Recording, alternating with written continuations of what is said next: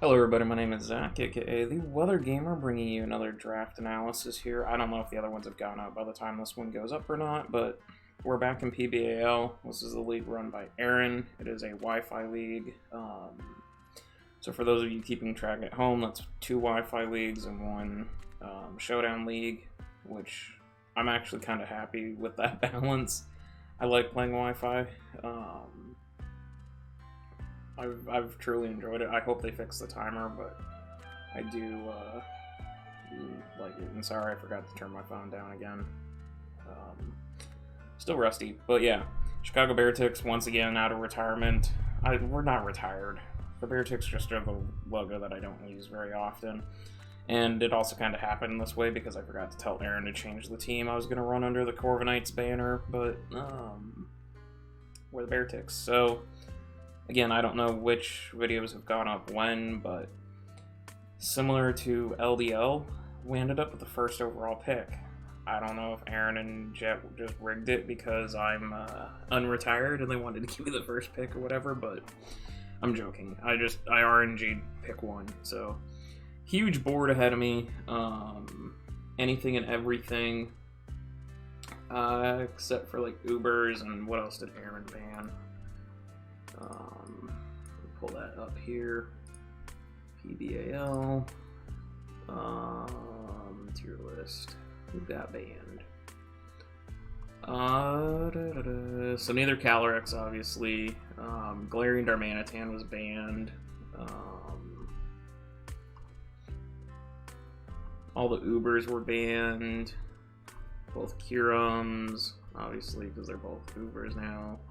Melmetal was banned. Trying to see who else got skeeted. Spectrier was banned. Torn-T was banned.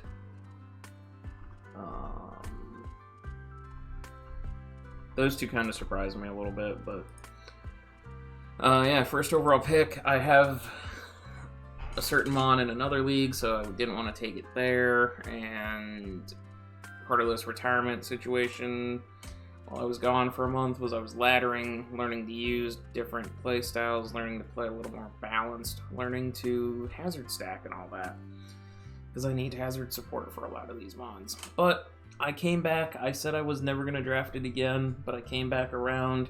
I did not take Zeraora first overall. I took Dragapult because it was still allowed, and I'm seeing more and more Dragapult getting banned, just because it Dragon Dances and go Burr. But obviously the Scarf and the Specs set hit very, very hard. The Dragon Dance set is pretty common. The Sub Willow Hex set is another common set. It's fast. It's 1 speed point slower than Zeraora, and if I treat it like Zeraora, then I shouldn't have any issues with Dragapult this time. Last time I went 6 and 6, so for first time use, and now I've got a little bit better understanding of it. So I grabbed Dragapult. I could have grabbed Urshifu, but I did that last season in PBAL, and I'm not really ready for another run with Urshifu at this point. So Dragapult it is. Ghost Dragon type, very spammable, very powerful mon. Fairy types can't easily check it because of the fact that it does have Steel Wing coverage. I mean, a very common set is the Sub D-Dance Dragon Darts Phantom Force set for that very reason. So, because it just hits like a truck. So, we'll see if I can have the Gudra effect where the second time I use a dragon, I find the lightning in the bottle and just go nuts. So coming back around to the wheel pick, round 2, I do take tier 1 Ferrothorn. This gives Dragapult can absorb the fire type hits, Ferrothorn can absorb the fairy type hits, except if they're carrying Mystic Fire. I have to deal with that problem later. But it gives me a nice synergy Fairy Dragon Steel start. Ferrothorn is great chip, you know, between Iron Barbs, Rocky Helmet, setting up spikes, setting up rocks, Leech Seed annoyance, T-Wave support. It's an all-around fantastic support mon. It also can function as a decent offensive mon, you know, with body press, iron defense, being able to smack back at other steel types, and just do a lot of damage off of its massive physical defense stat. It does have a decent SPDF stat, so it can be played on the SPDF side. Obviously, dual stab of Iron Head and Power Whip are very, very good. All in all, I just envision Ferrothorn being a thorn in people's sides, allowing Dragapult to come in and just click buttons once chip has occurred. And, you know, forcing Hazard Stack. Forcing my opponent to defog could allow me to get Dragapult in free, and then dance and go burr. So, but yeah, this pairs Dragapult and Ferrothorn to start my Fairy Dragon Steel Core. Going into round 3, I did finish my Fairy Dragon Steel Core. Unfortunately, Sylveon was sniped out from underneath me round 2, which is what forced me into the Fairy type that I took. I grabbed Togekiss. Again, another annoyingly good support mon. Flinch Hacks, obviously. T-Wave support and Air Slash. Wish, so I can Wish Pass into Dragapult. It does Baton Pass, allowing me to drag in Dragapult off of a Wish, potentially. I just can't pass stats. Obviously, Fairy and Flying type are spammable as well, but Togekiss functioning again as a support mon. Heal Bell if they want to Will-O-Wisp my Dragapult or T-Wave my Dragapult. I can Heal Bell, clear the statuses, defog support, tailwind support. Togekiss just being a fantastic support mon, and at the same time, it is a viable choice Scarfer to spook off those that think it's going to come as a support defensive mon or just a Flinch Axe mon. I can just run the Scarf set and catch somebody with it potentially, which you'll see the theme of my next 2 picks are also choice Scarf abusers that can just be super annoying. Unfortunately, I do have a bit of an ice weakness already, and that does not get much better. I am very weak to ice types. Ice types go burr against me. I'm just gonna have to get rid of them very, very quickly. So, one thing that does help the ice types though is I do have Heracross here as a tier 3. Heracross is a fantastic choice Scarfer, as everybody knows. You know, Moxie Scarf, get a kill, go nuts. It gives me knockoff. It gives me obviously bug and fighting type stab. Close combat being very spammable. Trying to remember, it's got Moxie, it's got Guts, so Flame Orb Guts, it can be a status absorber for Dragapult as well. I can bring it in, absorb a T-Wave, and then just, assuming I don't get paralyzed, Heracross just go boom boom, and hits you like a truck. I can absorb Will-O-Wisps that Ferrothorn and Dragapult don't want to take, as well as some of the other portions of my team. And, I mean, Swarm's okay. I don't think I'll ever use Swarm. It'll probably be Guts or Moxie. And the other really nice thing is Heracross does give me spikes. So I can set Spike Layer up with Heracross and not have to bring spikes on Ferrothorn potentially, allowing Ferrothorn, you know, knock off or some other coverage move. If Heracross doesn't need all 4 moves, it can just spike up on the Fairy type coming in, on the Flying type coming in potentially, though the Flying type has to be careful of Rock Blast, and I think there's another rock move that Heracross gets, and Ferrothorn just kind of sponges Flying type hits anyways, so. But yes, Choice Scarf, Moxie, Heracross is something else. You know, Scarf Kiss, Scarf Heracross, both viable. Both things that have to be careful of. Another fantastic Scarfer. Crocodile here. Crook is here to eliminate the ghost types that Dragapult doesn't switch into very easily, and the ghost types that want to switch into Heracross. It is a stealth rocker, obviously, so I have rocks there, potentially, allowing if Heracross doesn't come but Crook and Ferrothorn do, I could potentially run rocks on Crook if I don't need the 4th move slot, and Ferrothorn can spike, or if Heracross, Ferrothorn come, I can rocks with Ferrothorn, and Heracross can spike if I don't need the coverage, or Ferrothorn can do both. Or Ferrothorn can do neither, and Heracross and Crook can do it. Obviously, Intimidate support is very nice. Intimidating anything that potentially has knockoff coverage for Dragapult or Sucker Punch or so on and so forth. Scarf Moxie, again, similar to Heracross, come in, clean something up, and just go smack things around with the Moxie boost. Anger Point can occur from time to time if I'm going up against, you know, Urshifu single strike. I could bring Scarf Crook in on a Wicked Blow. I should live as long as I build myself correctly. And then I Scarf go Burr at +6. So I can just smack things down. Crook did get Scale Shot, which I think is kind of interesting, allowing it for a natural speed boost, so you could run Bulk Up Scale Shot or Swords Dance Scale Shot, similar to what Garchomp does. So you don't necessarily have to run Scarf Moxie. You could run like Setup Scale Shot Moxie type thing, and just go Burr. Yeah, I'm excited to use Crook. I haven't used him in a while, so good dual stab, and gives me something like to take Dark type hits for Dragapult besides Togekiss, and it does not help my Ice weakness. I'm well aware of that. The next one does a little bit, but Freeze Dry go Burr. We pick up Blastoise here.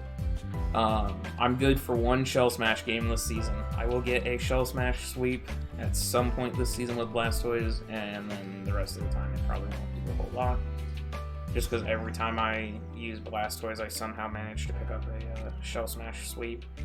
It's Rapid Spin. It's bulky-ish. It's not the most bulky water type in the world, but based on what was left, it works for me to fill kind of a bulky water role. I said Shell Smash. There's the defensive Iron Defense Body Press sets with counter. It can run both physical and special. It's got a decent physical move pool and attack stat where you can Shell Smash Aqua Jet, Waterfall. Trying to think of the other physical moves that it gets. Obviously, Dark Pulse, Ice Beam, Hydro Pump on the other side. Dragon Pulse. Like I said, Rapid Spin, so Heavy Duty Boots, Rapid Spin. That way I can get rid of hazards on my side and not have to defog clear out the hazards on my opponent's side that Dragapult would like to abuse. Speed stat, it fits pretty decently. With Togekiss being at 80, this being at 78, they're kind of overlapped, but Togekiss doesn't always run a ton of speed, nor does this, so kind of filling in my middle speed gaps a little bit, but yeah, Blastoise go Burr. One game this season. I'm betting on it, so. Coming after that, I think I took my first tier 4. Yes, I took Talonflame. So speaking of mons that clear hazards, yes, I'm double bird spam. Yes, I am weak to rock type now. Luckily I have Heracross, Crook, Blastoise, and Ferrothorn that all kind of check the rock type, but Togekiss, Heracross, it's neutral actually, but Togekiss and Talonflame in particular don't like it. Finishes off my Firewater Grass Core. This was a speed pick more than anything, as well as getting me a backup defogger to Togekiss. Just because I go from Dragapult all the way down to Crocodile was not the greatest, so by necessity I kind of grabbed Talonflame to fill that gap while it's still a 16-point speed drop, which allows a few things to run, Adamant and Modest. It's enough to force a Scarfer to potentially get above Talonflame that couldn't get above Dragapult. Talonflame, I said it back when I drafted it in NCL on a rain team. It has gotten better this generation with Heavy Duty Boots, allowing it to be more of a support mon. Come in Defog Tailwind, obviously. Oh, I forgot with Blastoise, it has Flip Turn, so I can pivot into Pult or Crook potentially, and this has a U-turn to pivot. But the defensive Talonflame set with Flame Body, Tailwind, Roost, Defog, is a set. There is the special set that has become more viable, especially when you're facing against rain teams, because Gale Wing's Hurricane is now priority and never misses in the rain, and there is a rain team in this league that I may be able to exploit that with. Its special attack stat is only 10 points less than its physical attack stat, so there's not a ton of loss there, and yeah, it doesn't have the ability to set up, but it's still Gale Wings Hurricanes, potentially just racking up a ton of damage and potential confusions. And then there's obviously the physical offensive set, the Swords Dance, Brave Bird Roost, Flare Blitz set. Don't necessarily have to run Brave Bird though, because it did get dual wing beat this generation, so you don't have the recoil, and after a Swords Dance you're going to be doing about the same damage as a base Brave Bird. So while it's weaker, it's still going to, well, actually no, dual wing beats base 45, so if it hits both, it's base 90. It'll do 1.5 Brave Birds at +2, so it's strong, it'll hit hard, and it's a nice little racing bird. So we'll see if I have better luck with Talonflame this time than I did last time in NCL. Then another speed pick. I get a fast electric type. I take a Alolan Raichu down in tier 4. There is a Coco team running around, so I fully intend to exploit Surge Surfer if I can. Gives me a Psychic type, which I didn't have, to try and clear out some fighting types that Crook and Ferrothorn don't appreciate. It does give me the electric coverage. I've been looking into it. I never used this thing, and I never even considered it until we got to the draft here. I was like, what's up there for speed stats? I could grab Lycanroc, but that's not the greatest pick. I could grab Raichu here so I can blast out bulky water types, take out fighting types, and I just was like, we'll try Alolan Raichu. This thing can set up. It's not bad. You know, it's got agility, it's got an nasty plot, it's got the coverage. It does a fake out support, so I can fake things out potentially, break sashes. I don't know. I'll see how the little flying Raichu does here. It's a fast electric type, and you know that I tend to like Zeraora and a couple of other fast electric types, so we'll see how it plays out. My next pick, I could not believe this was down in tier 5. Apparently that's common in Gen 8, but for me it didn't seem common. Kroganol. I know that,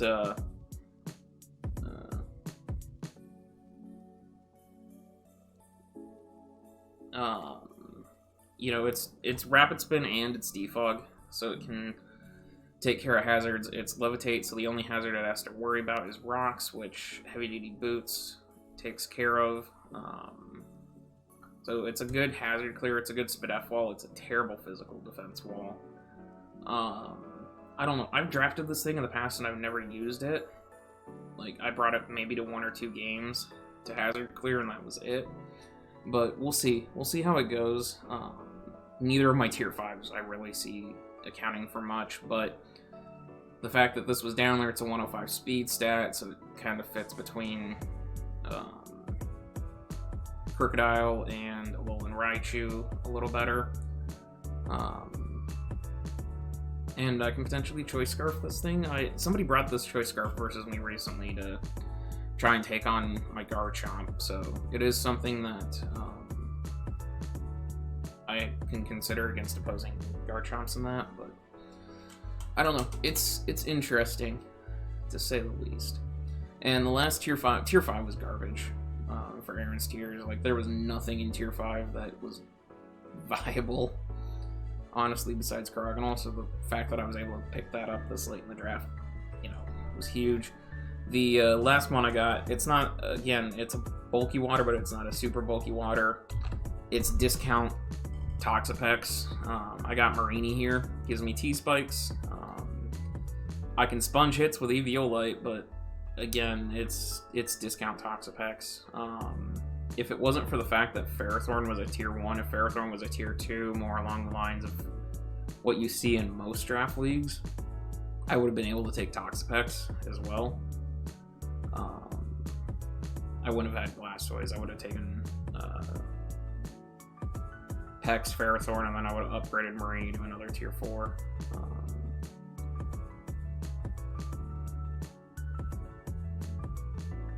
But yeah, it's discount Marini, or it's discount Toxapex. It is Marini, it's discount Toxapex. I'll try to see how I can use it when it needs to come. I wish I had a better poison type, but you know, this is what I was able to do. But yeah, it's very hazard stack based. I mean, I've got Spikes, Heracross, Rocks, Croak, Spikes and Rocks, Ferrothorn, and T-Spikes on Marini now, so I should be able to set plenty of hazard support for Dragapult. I've got plenty of control on my side with 3 Defoggers actually, and 2 Rapid Spinners, so I don't know. This feels better than the team that I drafted last season, the Urshifu team, when I was just dropped into the draft at my pick as a fill-in coach, but we'll see. So let me know down below how you guys think this team's going to play out, if I am going to do any well with Dragapult, or if somebody down on the lower tiers is going to come in and surprise be my kill leader. This is a very Dragapult-centric team, so let me know, and I'll see you guys next time.